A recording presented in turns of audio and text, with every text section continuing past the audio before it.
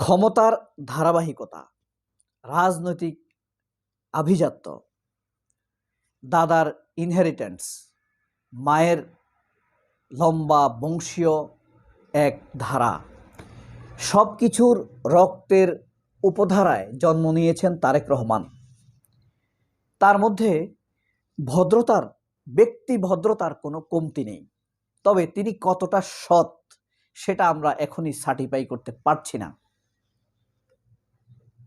আমরা নিজেরাই তার বিরুদ্ধে অপপ্রচারগুলোর অনেক চ্যালেঞ্জ করেছি, এমনকি বড় বড় পত্রিকার অপপ্রচারকে আমরা চ্যালেঞ্জ করেছি, কিন্তু তারেক রহমান নিজেই সেই অপপ্রচারগুলোকে চ্যালেঞ্জ করেন নাই। এই কারণে আমরা এখনো ভরসা রাখছি না। যদি আমরা দেখতে পেতাম, বুঝতে পেতাম তিনি নিজেই চ্যালেঞ্জ করেছেন, তাহলে আমরা ভরসা রাখতে পারতাম হয়তোবা তার সততার ব্যাপারে তার নিজের মধ্যে আত্মবিশ্বাস রয়েছে। সেই তারেক রহমান দীর্ঘ উত্থান পতন কাল ক্রম পরিক্রমায় এখন তিনি বাংলাদেশের রাজনৈতিক সর্বোচ্চ ক্ষমতায়, অর্থাৎ বাংলাদেশের নির্বাহী ক্ষমতার অধিকারী।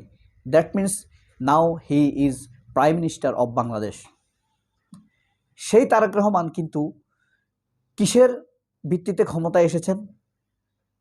সব অভিযোগ বাদ দিলেও আমরা বুঝতে পারি তিনি জনরায় নিয়েই ভোটের মাধ্যমে ক্ষমতায় এসেছেন, এটা আমরা ধরে নিলাম। কিন্তু ভয়ঙ্কর রকম ভয়াবহ এক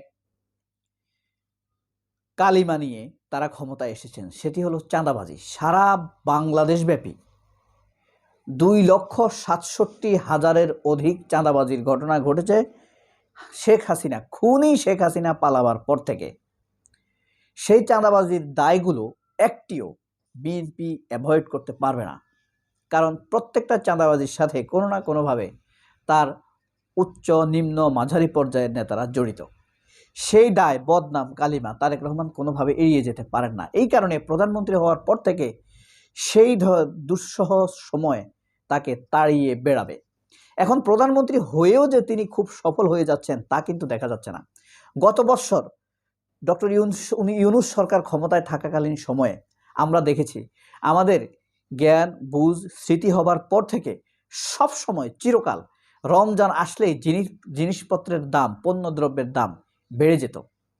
সারা পৃথিবীতে পণ্যদ্রব্যের দাম কমে, বাংলাদেশে রমজান আসলে বাড়ে।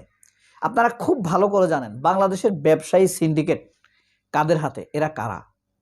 সেই বসুন্ধরা গ্রুপকে আওয়ামী লীগ করে, একে আজাদ আওয়ামী লীগ করে, র্যাঙ্কস গ্রুপ আওয়ামী লীগ করে, মোস্তফা গ্রুপ আওয়ামী লীগ করে।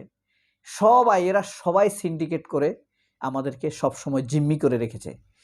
কিন্তু তারেক রহমান ক্ষমতায় আসার পর দেখেন কি করছে না করছে, তার আগে বলে নেই। ইউনূস ক্ষমতায় আসার পর আলুর দাম মাত্র 20 টাকায় নেমে এসেছে রমজান মাসে, বেগুনের দাম 25 থেকে 30 টাকায় নেমে এসেছে রমজান মাসে। 100 টাকার বেগুন, ধন্যপাতা বলেন, মরিচ বলেন, সব কিছুর দাম কমে এসেছে ডক্টর ইউনূস। আমি গত রমজানের কথা বলছি।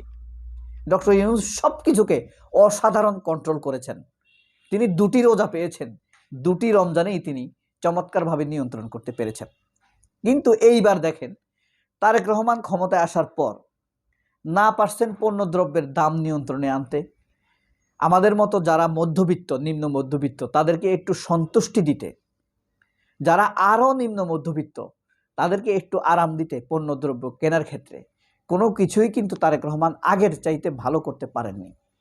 এখন তারা হয়তো নতুন একটি স্ট্র্যাটেজি তারা হাতে নেবে, একটি বুলি অপপ্রচার মুখে তুলবে তারা। সেটি হলো আওয়ামী লীগ, ডক্টর ইউনূস সরকার সব সারখার করে গিয়েছে, অর্থনীতি তছনছ, এই কথা বলে তারা তাদের দায়িত্বকে এড়াতে চাইবে। কিন্তু দেখেন আমাদের দরকার ছিল কি, বর্তমানে আলুর দাম অন্তত 12 থেকে 15 টাকায় নামিয়ে আনা, বেগুনের দাম কমিয়ে আনা। এক পিস ফুলকপি এখন 70 থেকে 80 টাকা। আর যদি আপনি চেইন শপ থেকে কিনতে চান তাহলে 100 টাকা। আগরা, মিনাবাজার, স্বপ্ন, প্রতি পিস ফুলকপি 100 টাকা। সব কিছুর দামই বলতে পারেন ডক্টর ইউনূসের সময়ের চাইতে তারেক রহমানের সময়ে একটু বেশি। রমজানের মাঝামাঝি যাওয়া পর্যন্ত সেটি কোন পর্যায়ে থাকে সেটা অবশ্য লক্ষণীয় এবং দেখার বিষয়। সেই হিসেবে বলতে গেলে কথা স্পষ্টভাবে বলাই যায়, ক্ষমতায় আসার শুরুতেই হোঁচট খেলেন তারেক রহমান। অথচ কথা ছিল কি, মানুষকে ফ্যামিলি কার্ডের মাধ্যমে ফ্রি অন্তত ২৫০০ টাকার পণ্যদ্রব্য দিবেন, জিনিসপত্রের দাম নাগালের মধ্যে রাখবেন, এবং এই যে চাঁদাবাজির কথা বলেছি, একটি ট্রাক ধরেন উত্তরবঙ্গ থেকে ঢাকায় আসবে, একটি সবজির ট্রাক অথবা আলুর ট্রাক, তাকে ৫ জায়গায় চাঁদাবাজি দিতে হয়। ৫ জায়গায় ১,০০০ টাকা করে হলে ৫,০০০ টাকা। একটি গাড়ির পরিবহন খরচ ৫,০০০ টাকা, চাঁদাবাজি দিতে হয় আরো ৫,০০০ টাকা। তার মানে ডবল বেড়ে গেল। এরপরে আসে সরকারি টোল। সবকিছু মেনটেন করতে গিয়ে জিনিসপত্রের পণ্যদ্রব্যের মূল্যের পরিমাণ ৩ গুণ পড়ে যায়।